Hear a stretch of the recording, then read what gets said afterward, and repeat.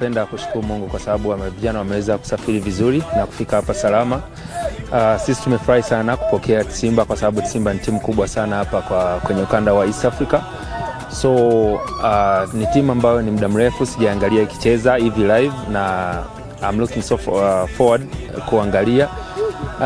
Ni vitu vijana, kuna wachezaji wazuri wengi sana na ni watu wengi ambao nimekuja kuangalia na tamani na nitapata nafasi kuangalia kwenye mechi, na nimefurahi sana kwa ujio wa Simba hapa Kigali. Natamani nirudi uwanjani. Nilipoona hivi timu imevaa, kwanza nimehisi kwamba mwenyewe bado nimevaa jezi nyekundu, lakini ndio hivyo.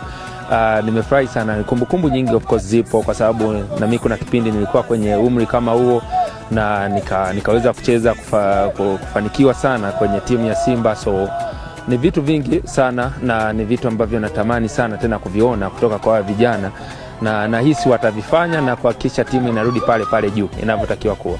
Tournament muda mwingi ni tofauti na ligi. Wakiwa kwenye group stages wanaweza wakacheza kama ligi, lakini ikitoka hapo ikaenda sehemu nyingine na attitude na character lazima vibadilike. So mimi na uhakika kwamba hawa vijana wapo tayari. Sisi hatujafanikiwa wakati tupo Simba kuchukua ubingwa wa Sekafa, lakini nadhani hao wana uwezo na wapo tayari kuipambania timu.